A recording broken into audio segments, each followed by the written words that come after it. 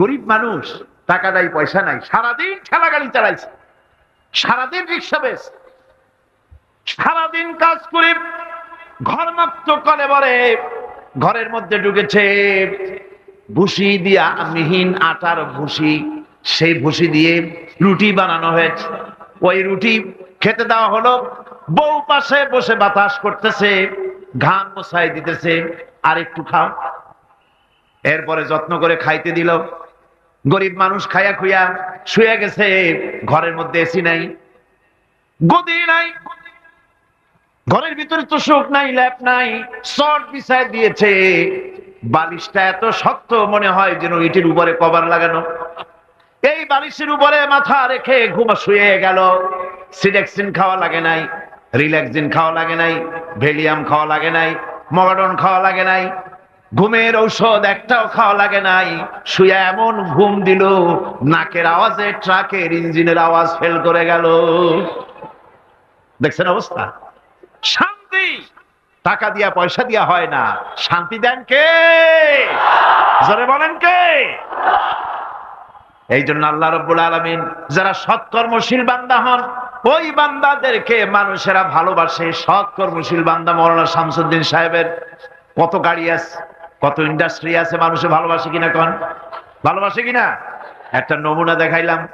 যারা দিনদার, পরহেজগার, ইমানদার, সৎকর্মশীল, আল্লাহ তাদের ব্যাপারে কি করে শোনেন। ইন্নাল্লাযীনা আমানু ওয়া আমিলুস সালিহাতি সায়াজআলু লাহুমুর রাহমানু উদ্দা।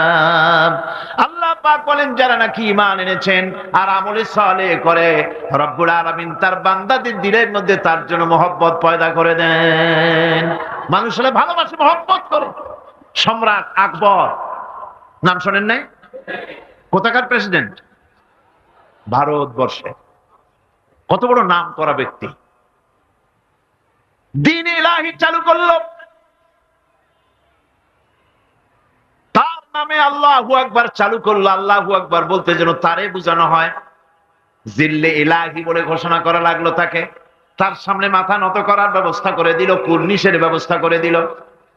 হযরতে মুজাদ্দিদ আল বিসানি রাহমাতুল্লাহ আলাইহি এর বিরোধিতা করলেন। বিরোধিতা করার পরে সম্রাট জাহাঙ্গীর তার জেলের মধ্যে ঢুকাই দিল। তাকে যখন দরবারে দাওয়াত দিয়েছিল, একটা গেট বানালো যাতে করে তার মাথা নিচু করে ঢোকা লাগে। আল্লাহর মাহবুব বান্দা মুজাদ্দিদ আল বিসানি রাহমাতুল্লাহ আলাইহি তিনি মনে করলেন এখানে গেটটা নিচু করা হয়েছে যাতে করে আমি মাথা নিচু করে ঢুকি, আর এটাই সে কুর্নিশ হিসেবে ধরে নেবে। তিনি মাথা নিচু করলেন না, মর্দে মুজাহিদ বাদশার দরবারে নিজের বাম পাখানা আগে ঢুকাইয়া দিলেন। এই অপরাধে তাকে কারারুদ্ধ করা হলো। জেলখানার ভিতরে তিনি আছেন। কয়েক মাস পরে জেলার সাহেব চিঠি লিখেছেন বাদশার কাছে, জাহাপানা জেল তো হয় চোরের জন্য, ডাকাতের জন্য, বদমাশদের জন্য। কারে পাঠাইলেন জেলখানায়? মুজাদ্দিদ আল বিসানি নামক যে ব্যক্তিকে জেলে পাঠিয়েছেন, তিনি আসার পরে কয় মাসে আমার জেলের মধ্যে চোর আর ডাকাত যা ছিল সব আল্লাহর ওলিতে পরিণত হয়ে গেছে। সম্রাট আকবর সেকেন্দ্রায় তার কবর রয়েছে, কেউ জিয়ারত করতে যায় না। মুজাদ্দিদ আল বিসানি রাহমাতুল্লাহ আলাইহি হযরতে খাজা মুঈনুদ্দিন চিশতি রাহমাতুল্লাহ আলাইহির দরবারে আজও হাজার হাজার মানুষ কবরের কাছে জিয়ারত করতে যায়। দিনদার, ইমানদার, সৎকর্মশীল হলে আল্লাহ পাক তার মহব্বত মানুষের দিলের মধ্যে পয়দা করে দেন। ভাইরা আমার, এই পৃথিবীর বুকে ভালো কাজ যারা করে তাদের জন্য ফুল বিছায় কেউ দেয় না। ফুল দেয়? ফুল দেয় না, কণ্ঠকা কীর্ণ থাকে। নবীজি কালেমার দাওয়াত দিয়েছিলেন, এই কারণে নবী কোনো ফুলের বিছানা পান নাই, ফুলের মালা পান নাই। কাফির বেঈমানেরা নবীজিকে মারধর করেছে, দান্দার মোবারক শহীদ করেছে। হযরত বিলালকে উটের পায়ের সাথে বেঁধে দিয়ে উট তাড়ায় দিয়েছে, দড়ির মাথায় বেলাল বাঁধা, পিঠের থেকে চামড়া খসেছে, মাথা থেকে চামড়া খসে গেছে। উত্তপ্ত মরুভূমির উপরে হযরত হযরত বিলালের রক্তাক্ত শরীরকে চিৎ করে শোয়াই দিয়েছে। চতুর্দিকে কাফেরেরা দাঁড়ায়া লোহার ডান্ডা দিয়ে তাকে পিটাইছে আর বলেছে লাত মানাতির উপরে এখনো ঈমান আন। হযরত বিলাল একটা ভাঙ্গা আঙ্গুল কোন রকম আকাশের দিকে উঁচু করে বলেছেন আহাদ আহাদ আহাদ লা ইলাহা ইল্লাল্লাহ লা ইলাহা লা ইলাহা লা ইলাহা ইল্লাল্লাহু মুহাম্মাদুর রাসূলুল্লাহ।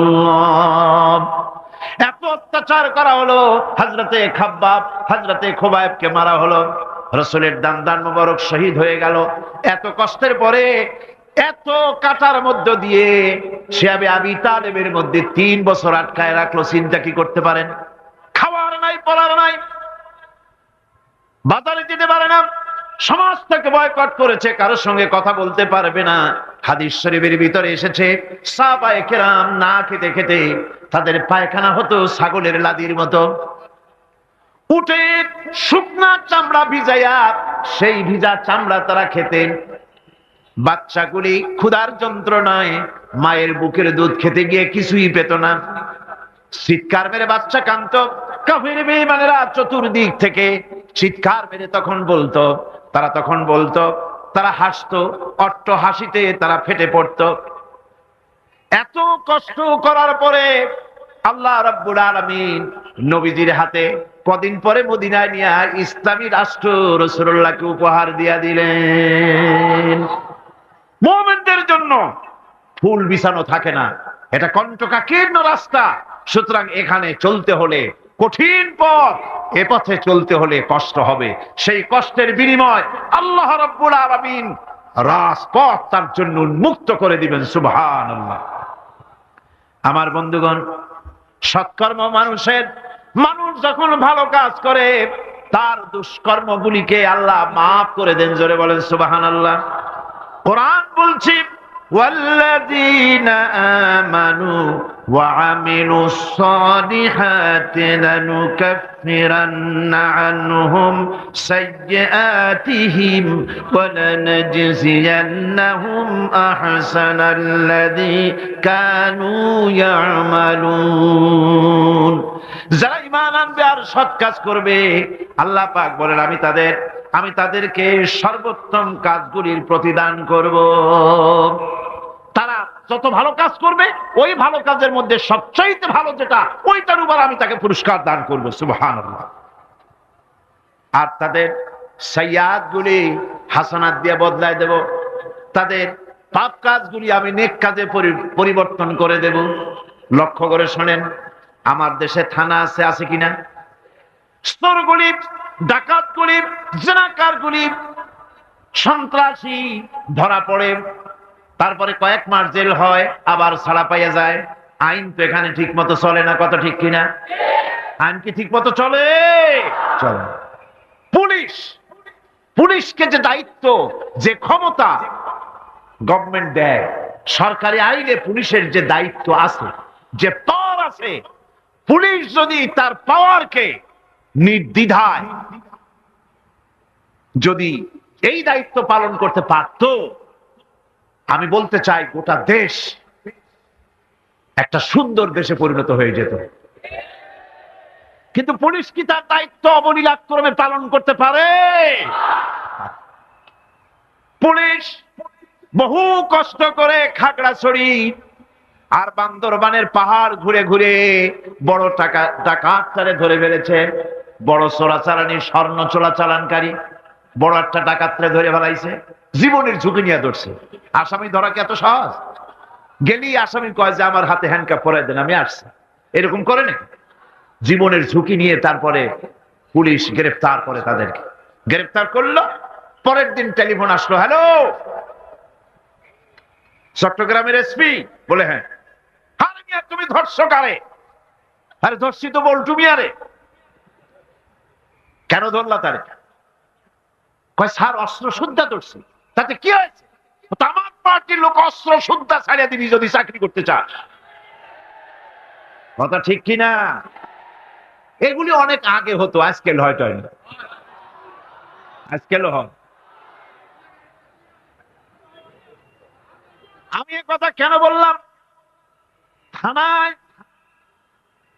আসামিদেরকে ধরা হয়, জেল হয়ে গেল, কয় মাস পর বেরিয়ে গেল, থানায় তার নামটা আসামির খাতায় লেখা গেল চোর হিসাবে, ডাকাত হিসাবে, সন্ত্রাসী হিসাবে, চোরাচালাক হিসাবে, ঠিক কিনা? আবার ধরা পড়লো, আবার নাম উঠলো, আবার ধরা পড়লো, আবার নাম উঠলো, জেল থেকে মুক্ত হলো, নাম ঠিকই থাকলো খাতায়। কিন্তু কোন বান্দা যদি গুনাহ করে, আল্লাহর কোন বান্দার জন্য যে খাতা আছে, ফেরেশতারা যেটা লেখে, ওইখানে গুনার খাতায় তার নাম উঠে গেল। রব্বুল আলামিন বলেন, আমার বান্দা যদি গুনাহ করার পর বুঝতে পেরে যখন তওবা করে, তখন শুধু গুনাহ মাফ করি না, গুনার খাতা থেকে নামটাও আমি মুছে ফেলে দেই। সুবহানাল্লাহ। এ হচ্ছেন সেই আল্লাহ, এবং আমি তার সাইয়্যাতগুলি হাসানাত দিয়ে বদলায় দেই, তাকে উত্তম ভাবে আমি পুরস্কৃত করি। শুধু তাই নয়,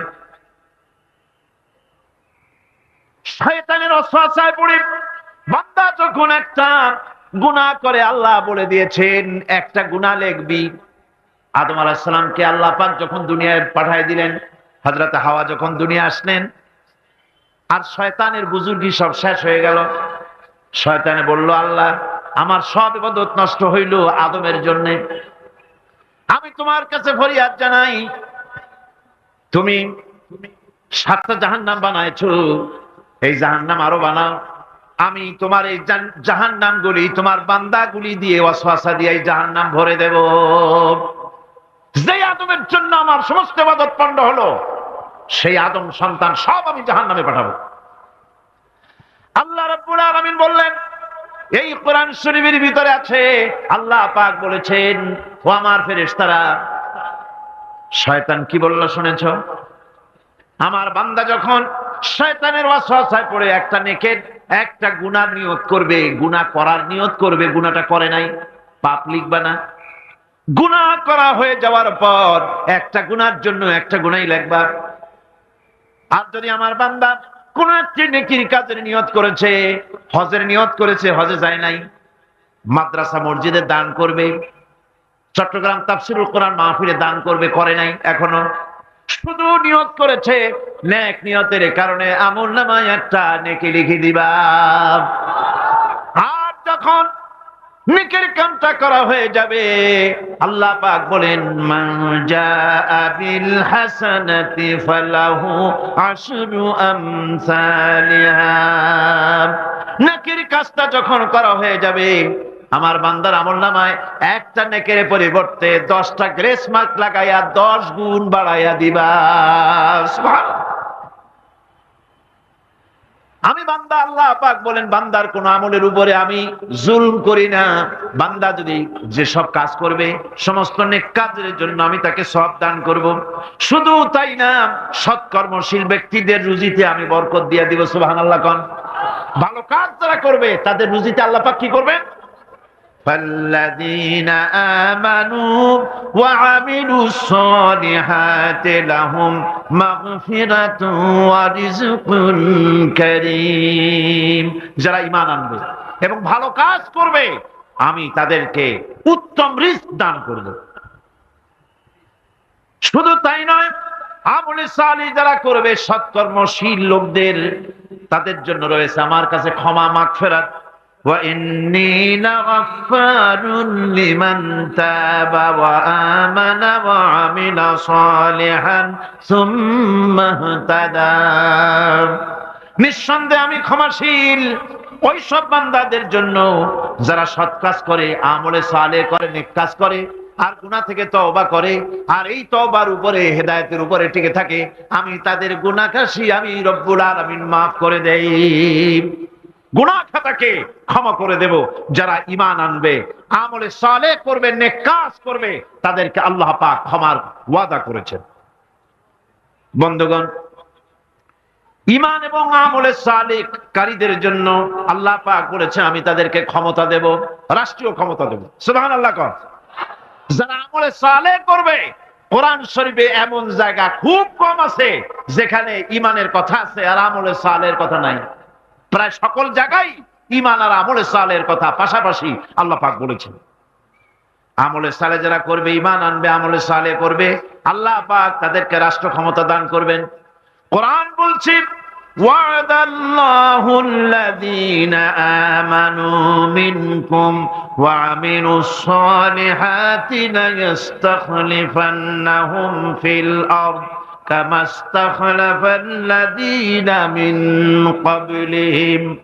আল্লাহ পাকের ওয়াদা, কার ওয়াদা বলেন? আল্লাহ পাক ওয়াদা করেছেন, নেককার যদি হও, সৎকর্মশীল যদি তোমরা হও, তাহলে নেক কাজের বিনিময় আমি রব্বুল আলামিন তোমাদেরকে রাষ্ট্র ক্ষমতা দান করব, যেমন করে তোমাদের পূর্বপুরুষদেরকেও রাষ্ট্র ক্ষমতা দিয়েছিলাম। রাষ্ট্র ক্ষমতা হচ্ছে সুলতান নাসির যাকে বলা হয়েছে, সাহায্যকারী শক্তি। রাসূল করিম সাল্লাল্লাহু আলাইহি সাল্লাম আল্লাহর কাছে শেখানো দোয়া করেছেন, রব্বি আদখিলনি মুদখালা সিদকিন ওয়া আখরিজনি মুখরাজা সিদকিন ওয়াজআলনি মিন লাদুনকা সুলতানান নাসিরা। আয় আল্লাহ, আমাকে সাহায্যকারী শক্তি আমাকে তুমি দান করো। এই সাহায্যকারী শক্তি হচ্ছে রাষ্ট্র ক্ষমতা। কি ক্ষমতা? রাষ্ট্র ক্ষমতা। এখন রাষ্ট্র ক্ষমতা কি জন্যে? রাষ্ট্র ক্ষমতা এই জন্যে যে রাষ্ট্রীয় পাওয়ার যদি আপনার হাতে না থাকে তাহলে ইসলামের সকল আইন পালন করা সম্ভব নয়। ঠিক কিনা? ঠিক কিনা? আজ সমাজে সুদ চালু আছে নাকি নাই? জেনা চালু আছে নাকি নাই?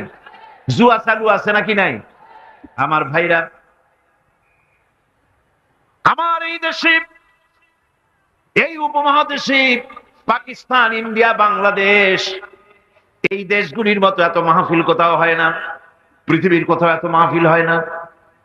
এই মাহফিলের কারণেই এই দেশের মানুষগুলি আল্লাহর মেহেরবানি, মাথায় টুপি আছে, মুখে দাঁড়িয়ে আছে, অসংখ্য মসজিদ মাদ্রাসা হয়েছে।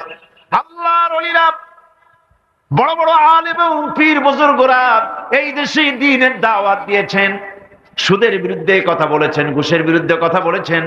কিন্তু আপনারা বলেন, এই শত শত বছর পর্যন্ত ওয়াজ নসিহত করে, পীর মুরিদি করে আর তাফসীর করে সুদ বন্ধ হয়েছে নাকি? বোঝেন না কথা? সুদ বন্ধ হয়েছে, ঘুষ বন্ধ হয়েছে, জেনা বন্ধ হয়েছে, বেশ্যালয় বন্ধ হয়েছে। কিয়ামত পর্যন্ত এই পদ্ধতিতে হবে না। কথা বুঝে আসছে? ওয়াজ করে, তাফসীর করে যদি সুদ আর ঘুষ বন্ধ হয়ে যেত, তাহলে রাসূলুল্লাহর চাইতে বড় ওয়াজ আল্লাহর দুনিয়ায় আর নাই। তিনি ওয়াজ করে বন্ধ করে দিতেন, কিন্তু তা হয় না। আল্লাহর ঘরের ভিতরে 360টা মূর্তি ছিল। 13টি বছর ধরে নবুয়াতের মক্কি জিন্দেগিতে আল্লাহর নবী একটা মূর্তিকেও আল্লাহর ঘর থেকে সরাই দিতে পারেন নাই। কথা ঠিক কিনা?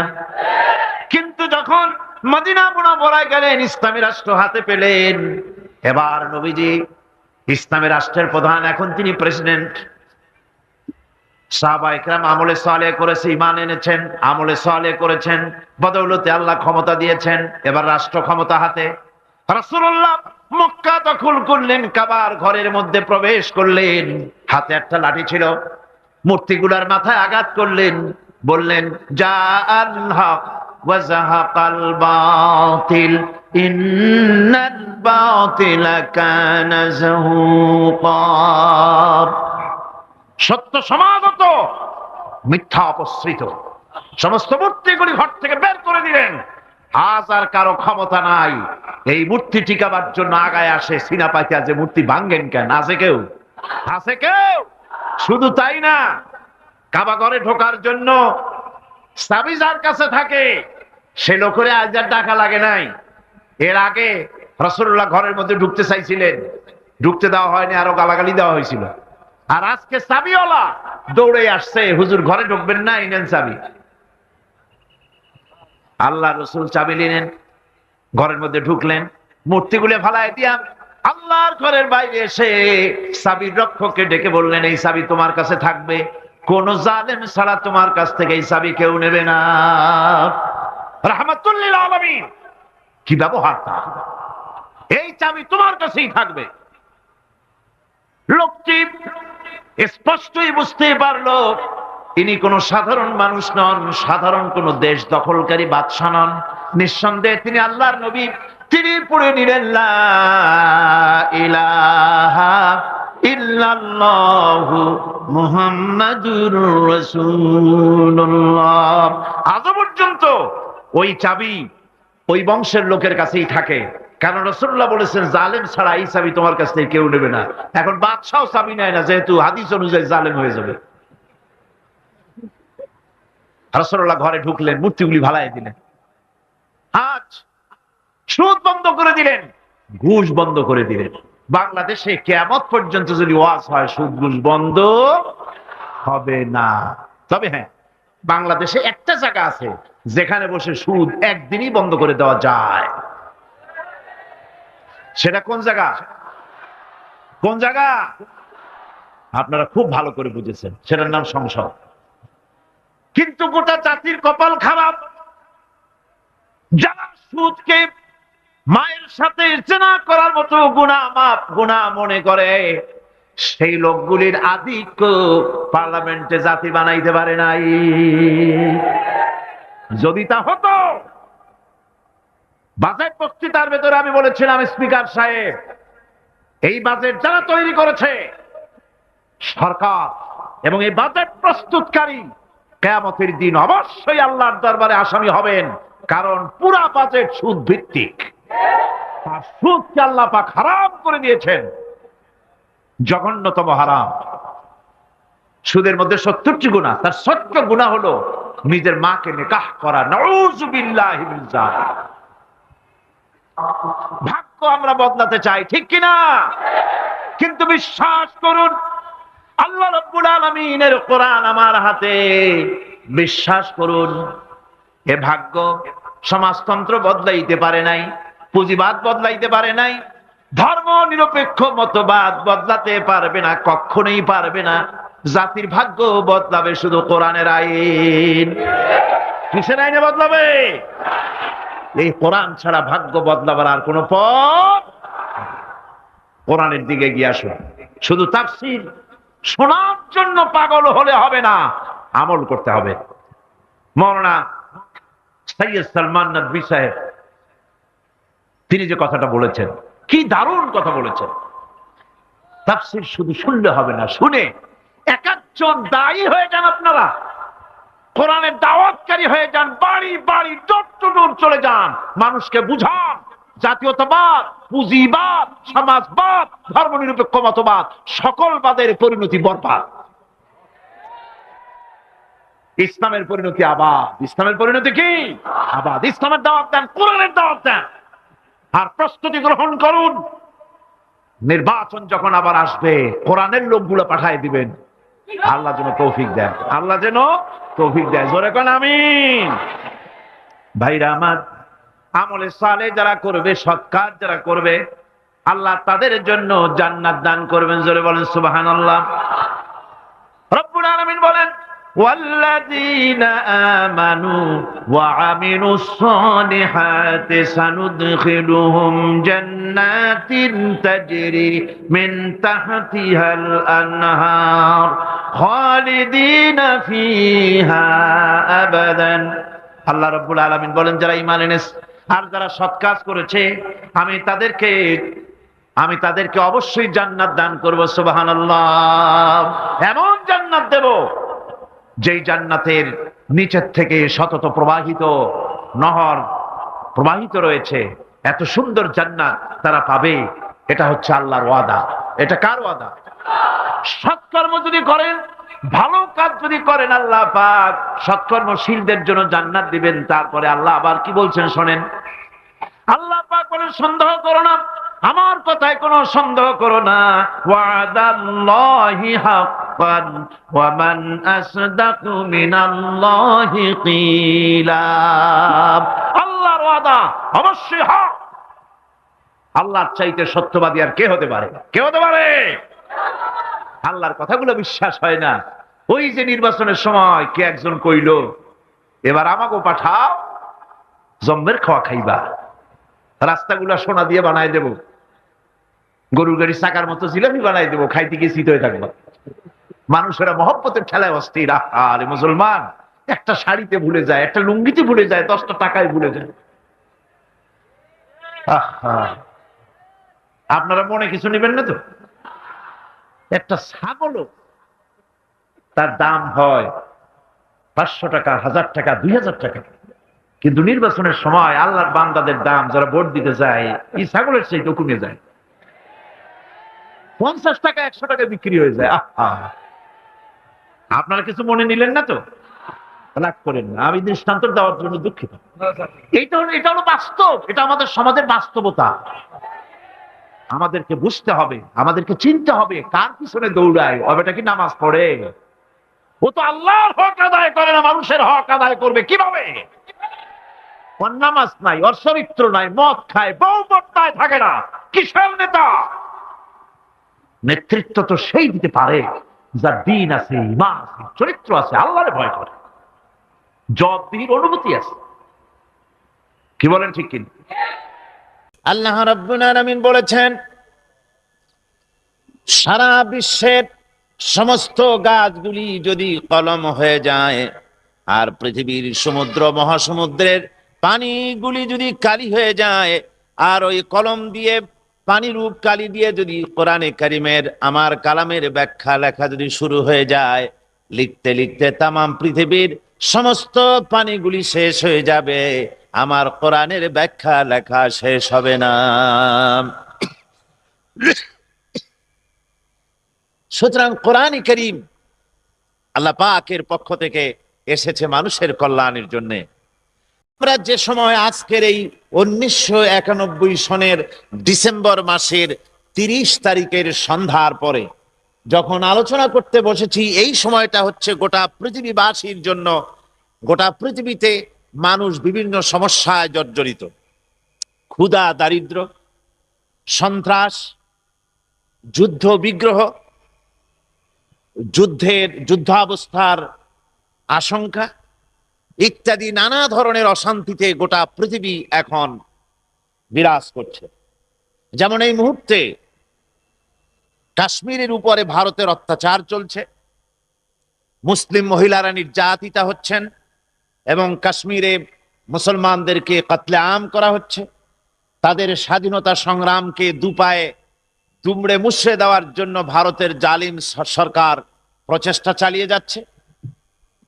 অন্যদিকে বার্মা আমাদের ঘরের কাছে, বার্মা তার সমস্ত সৈন্যদেরকে, হাজার হাজার সৈন্যদেরকে আর যুদ্ধ জাহাজগুলিকে সেন্ট মার্টিনের কাছে এনেছে।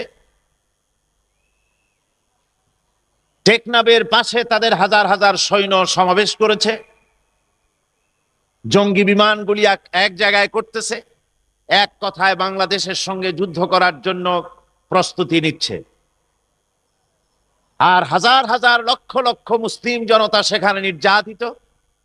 মুসলিম মহিলাদেরকে তারা পাইকারি হারে ধর্ষণ করছে, পুরুষদেরকে নিয়ে তাদেরকে কাজে লাগাচ্ছে, অথচ বেতন দিচ্ছে না, খাবারও দিচ্ছে না।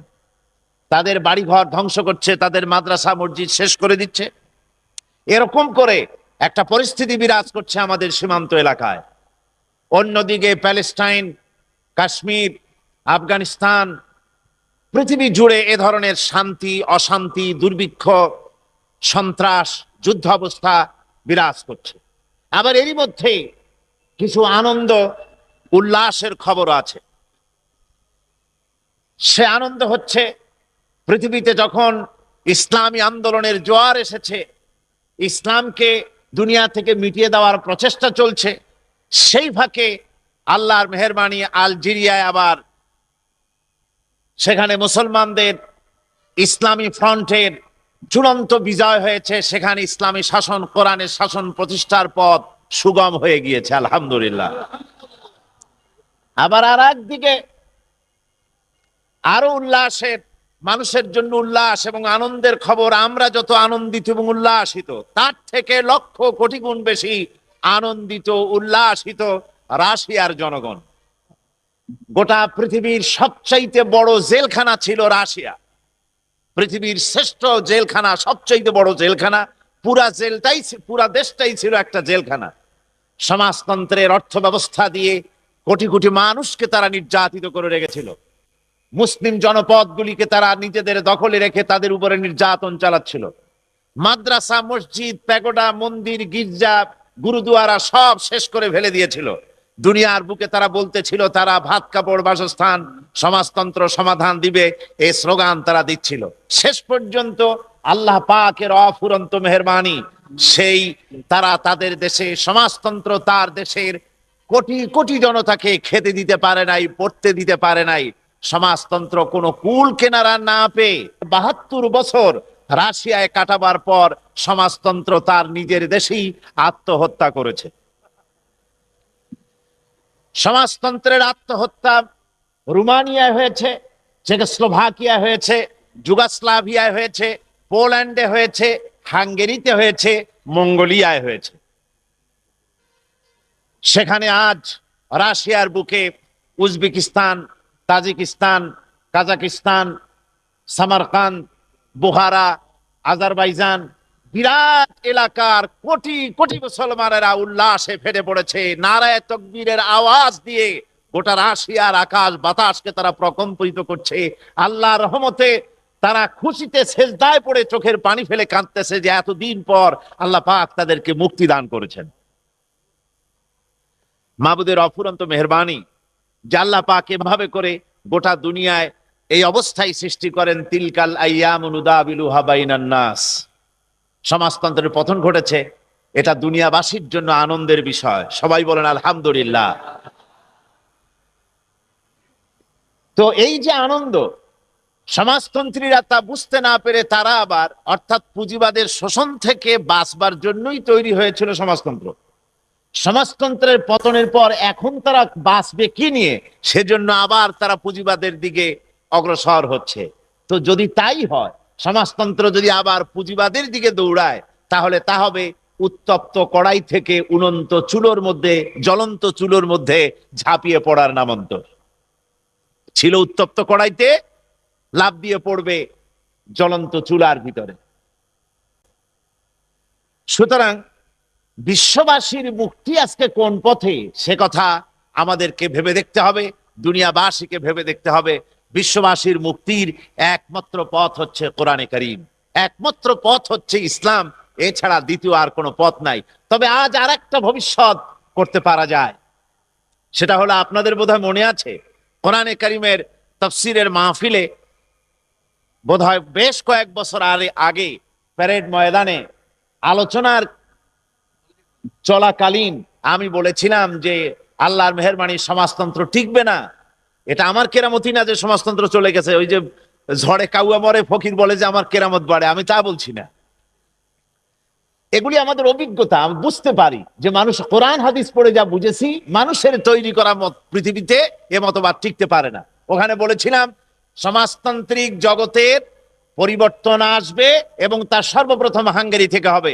আল্লাহর মেহেরবানি সেই হাঙ্গেরি থেকেই শুরু হয়েছে, তারপরে হাঙ্গেরির পরে পোল্যান্ডে হয়েছে, এরপরে রোমানিয়া হয়েছে, এরপরে চেকোস্লোভাকিয়া হয়েছে। আস্তে আস্তে এখন সমাজতন্ত্র পৃথিবীতে কোথাও জায়গা না পেয়ে সে রাশিয়ায় আত্মহত্যা করলো। এখন বাস এটা শেষ হয়ে গেছে, এটার পোস্টমর্টেম হয়ে গেছে। এখন হয় এটাকে পোড়ানো হবে বা দাফন করা হবে, কিছু একটা হবে। এখন বিষয়টা হচ্ছে এরপর আরেকটা ভবিষ্যৎবাণী করা যায়, সেটা হলো গোটা দুনিয়ার মানুষকে যে জন্য সমাজতন্ত্র তৈরি হয়েছে সেটা ছিল পুঁজিবাদের নির্যাতন। সেই পুঁজিবাদের দেশ আমেরিকা, রাশিয়া শেষ হয়েছে, এবার আমেরিকার পালা। ইনশাআল্লাহ এটাও শেষ হয়ে যাবে। দুনিয়ার বুকে টিকে থাকবে শুধু ইসলাম। সমাজ আমেরিকা ধ্বংস হবে তার মানে কি আমেরিকা শেষ হবে? আমি কথা বলি নাই যে সে ভেঙে চুরে শেষ হোক বা গজব হোক, তা আমি বলছি না। আমি বলছি আদর্শের কথা। সমাজতন্ত্র যেমন আত্মহত্যা করেছে, ঠিক সেইভাবে পুঁজিবাদও এই পৃথিবী থেকে আত্মহত্যা করবে টুডে অর টুমরো ইনশাআল্লাহ। টিকে থাকবে শুধু কি? টিকে থাকবে শুধু কি? জোরে বলেন। আল্লাহ রাব্বুল আলামিন মুক্তির পথ কোরআনে কারীমে আসছে পৃথিবীর বুকে মানুষদেরকে মুক্তি দেওয়ার জন্য, শুধু মুসলমানদের জন্য না। কোরআন কি শুধু মুসলমানদের? কোরআন হচ্ছে আল্লাহ পাকের কাছ থেকে আসছে। আল্লাহ হচ্ছেন রব্বুল আলামিন। আল্লাহ কি? রব্বুল আলামিন। আর কোরআন যার প্রতি অবতীর্ণ হয়েছে তিনি হচ্ছেন রাহমাতুল লিল আলামিন। আর যে কোরআন এসেছে সেই রাহমাতুল্লিল আলামিনের কাছে সেটা হলো জিকরুল্লিল আলামিন, অর্থাৎ আল্লাহ সকলের, রসুলও সকলের, কোরআনও সকলের। এই কোরআনে কারীমকে আল্লাহ রাব্বুল আলামিন অবতীর্ণ করেছেন পৃথিবীর মানুষের জন্য, এই কারণে লিতুখরিজান নাসা মিনাজ-যুলুমাতি ইলান নূর। আল্লাহ রাব্বুল আলামিন বলেন, কোরআনে কারীম কি অবতীর্ণ করা হয়েছে তার কারণ হলো মানব মণ্ডলীকে অন্ধকার সমূহ থেকে তাদেরকে বের করে আলোর দিকে নিয়ে যাবে, আলোর সন্ধান দেবে। এই জন্য কোরআন অবতীর্ণ করা হয়েছে, অন্ধকার সমূহ থেকে আলোর দিকে নিয়ে যাবে। অন্ধকার সমূহ কি? অন্ধকার সমূহ হচ্ছে মানুষের তৈরি করা যত মতবাদ, সবগুলি অন্ধকার। মানুষের তৈরি করা মতবাদগুলি কি? অন্ধকার। আর ইসলাম হচ্ছে আলো। আল ইসলাম নূরুন, ইসলাম হচ্ছে আলো। ইসলামের দিকেই কোরআন মানুষদেরকে নিতে চায়, আলোর দিকে নিতে চায়, অন্ধকার থেকে মানুষদেরকে তা বাঁচাতে চায়। এই দৃষ্টিতে দুনিয়া বর্তমান বিশ্বে মুসলমানেরাই হচ্ছে একমাত্র সৌভাগ্যবান জাতি। মুসলমানরাই একমাত্র সৌভাগ্যবান জাতি, যেহেতু তাদের কাছে রয়েছে আল্লাহ পাকের কালাম কোরআনে কারীম, অবিকৃত অবস্থায়, অকৃত্রিম অবস্থায় কোরআনে কারীম এই জাতির কাছেই রয়েছে। আর পৃথিবীর কোন জাতির কাছে তাদের ধর্মগ্রন্থ ঠিক যেমনটি তাদের ছিল ওরকম নাই, পরিবর্তন হয়েছে। শুধুমাত্র কোরআনে কারীমেরই পরিবর্তন হয়নি। অরিজিনাল কোরআন, আসল কোরআন যেটা রাসূলের কাছে অবতীর্ণ হয়েছিল, সেই কোরআন আমাদের কাছে আজও আছে না নাই? সবাই বলুন, আছে কি নাই? অবিকল সেইভাবেই আমাদের কাছে আছে। এই হিসাবে আমরা সৌভাগ্যবান জাতি। আবার দুনিয়ায় যে মুসলমানেরা সৌভাগ্যবান জাতি কোরআনের কারণে, সেই মুসলমানরাই পৃথিবীর বুকে সবচাইতে হতভাগ্য জাতি, যেহেতু তাদের কাছে আল্লাহর কালাম কোরআনে কারীম অকৃত্রিম অবস্থায় থাকার পরেও এ কোরআনের বরকত এবং অফুরন্ত নেয়ামত থেকে মুসলমান জাতি এর থেকে মাহরুম, বঞ্চিত হয়ে আছে। ঠিক কিনা কোন? কোরআনের বরকত, কোরআনের নেয়ামত ইত্যাদি থেকে মুসলিম জাতি আজকে এর থেকে মাহরুম হয়ে আছে। কোরআন শরীফ এর কাছে আমরা তাবিজ আনতে যাই, কোরআনের কাছে ঝাড়ফুঁক নিতে যাই। কোরআন যে বিরাট পরিবর্তন আনতে চেয়েছে পৃথিবীর মানুষের, ব্যক্তির, পরিবারের, সমাজের, রাষ্ট্রের, আমরা সে চিন্তা ভাবনা করি না। কোরআনের থেকে নিজেরা মুক্তি পেতে চাই না, গোটা দেশ এবং জাতিকে মুক্তি দেওয়ার লক্ষ্যে কোরআনের কাছে আমরা উপস্থিত হই না। এই জন্য আমরা এক হতভাগ্য জাতি। আর একদিকে কোরআন হচ্ছে, আমরা একদিকে সৌভাগ্যবান, আর একদিকে হতভাগ্য আমল করার না কারণে। আরেকটু কথা হচ্ছে, কোরআন নাজিল হওয়ার উদ্দেশ্য ছিল এই যে কোরআন নাজিল করা হয়েছে, এটাকে লোকেরা তেলাওয়াত করবে, এটাকে বুঝবে, এটার উপরে আমল করবে, কিন্তু আমরা তা করি না। বরং কোরআন হচ্ছে পৃথিবীর সবচাইতে মজলুম কিতাব। আপনি বলেন পৃথিবীতে সবচাইতে মজলুম কিতাব কোনটি? মজলুম কেন? মজলুম এই জন্য বলা হচ্ছে, পৃথিবীর বুকে এমন কোন বই নাই, এমন কোন কিতাব নাই যা মানুষ না বুঝে পড়ে। তা যদি ছোট্ট একটা বর্ণবোধ হয়, তা যদি একটা ধারাপাত হয়, আদর্শ লিপির মতো যদি ছোট্ট একটা বইও হয়, যত বইপত্র আছে, বাংলায় হোক, ইংরেজি হোক, আরবি হোক, যে কোনো ভাষায় হোক না কেন, ছোট ছেলে থেকে শুরু করে জ্ঞানী ব্যক্তি পর্যন্ত সবাই যে কোনো বই পড়ে, বুঝে পড়ে। কিন্তু কোরআন এমন এক মজলুম কিতাব, এমন এক অত্যাচারিত কিতাব, যে কোরআন মানুষে পড়ে, অধিকাংশ মানুষ না বুঝে পড়ে, কোরআনে কারীমকে বোঝে না। না বুঝি বেশি লোকেরা পড়ে, বুঝে কম লোকেরা পড়ে। আমার এই মন্তব্য কি ঠিক না বেঠিক? আজকে যদি এই মাহফিলে আমি হাত তুলতে বলি যে কোরআন শরীফ বোঝেন না, এমনকি সূরা ফাতিহার অর্থ জানেন না, যে সূরাগুলি দিয়ে নামাজ পড়েন সেগুলি বোঝেন না, কারা কারা হাত তুলুন তো। যদি বলি তাহলে কম হাত উঠবে না বেশি হাত উঠবে? তাহলে এই অর্থে কোরআনে করিম মাজলুম অবস্থায় আছে। কোরআনে করিম শুধু তেলাওয়াতের জন্য আসছিল না, বোঝার জন্য আসছিল, আমল করার জন্য এসেছিল। কোরআনে করিম নাজিল হলো কেন? কোরআন শরীফ আল্লাহ তার হাবিবের কাছে এটা সকাল সন্ধ্যায় তেলাওয়াত করা হবে বলে এইভাবে করে রাসূলের কাছে অবতীর্ণ করেন নাই। কোরআন শরীফ অবতীর্ণ হয়েছে কারণ হলো ইসলাম হলো একটি আন্দোলনের নাম। আপনারা বলুন, ইসলাম কিসের নাম? আরো জোরে বলুন, কিসের নাম? ইসলাম হচ্ছে একটি আন্দোলন, আর নবীরা হচ্ছেন তার নেতা। এই আন্দোলনকে কিভাবে পরিচালিত করতে হবে সেজন্য আন্দোলনের নেতার কাছে আন্দোলনের স্রষ্টা হচ্ছেন কে বলুন তো? আল্লাহ। বেশ ভালো বুঝেছেন আপনারা। আন্দোলনের স্রষ্টা হচ্ছেন আল্লাহ। আল্লাহ পাক এই ইসলামী আদর্শকে নেতার মাধ্যমে পরিচালিত করতে চান, কার্যকরী করতে চান। ওই আদর্শকে কার্যকরী করতে গিয়ে যখন যে ধরনের যে সমস্যার সম্মুখীন হয়েছেন আল্লাহ পাকের নবী, ওই সমস্যার সমাধান কল্পে আল্লাহ পাক যত বক্তৃতা, বিবৃতি, ভাষণ ইত্যাদি পাঠিয়েছেন হযরতে জিবরাইলের মারফতে রাসূলের কাছে, সেই সব 23 বছর ধরে নাজিলকৃত কিতাবের, নাজিলকৃত আল্লাহর বাণী এবং বক্তৃতা, বিবৃতি আর ভাষণগুলি সব যেখানে লিপিবদ্ধ করা হয়েছে, একত্রিত করা হয়েছে, ওই কিতাবের নাম কি? ওই কিতাবের নাম আল কোরআন। সেই কিতাবটাই হচ্ছে কোরআনে কারীম। কোরআন যখন নাজিল হয় সেই সময়ের অবস্থা আপনারা জানেন। চুরি, ডাকাতি, জেনা, ব্যভিচার, হত্যা, ধর্ষণ ইত্যাদিতে সমাজটা লিপ্ত ছিল। অসংখ্য খোদা তারা বানিয়ে নিয়েছিল, খোদার কোনো অভাব ছিল না সেই সমাজে। কবি বলছেন, কবিলে কবিলে কাম বুত এক জুদা থা, किसी का हुबल था किसी का सफा था, ये नायला पे और ये उज्जा पे फिदा था, इसी तरह घर घर नया एक खुदा था। অসংখ্য খোদা বিরাজ করত সমাজের ভেতরে। তারা আল্লাহর ঘরের মধ্যে 360টা মূর্তি দিয়ে ভরে রেখেছিল। চুরি, ডাকাতি, জেনা, ব্যভিচার দিয়ে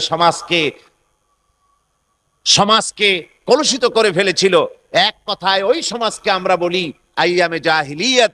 ওই সমাজকে আমরা বলি কি? Days of ignorance. ওই সমাজকে আমরা বলি অন্ধকারাচ্ছন্ন, কুসংস্কারাচ্ছন্ন যুগ। এখন ওই সমাজটাকে কুসংস্কারাচ্ছন্ন আমরা কেন বলি? যেহেতু সে সময় তারা চুরি করত, ডাকাতি করত, জেনা করত, মারামারি করত, মানুষ হত্যা করত।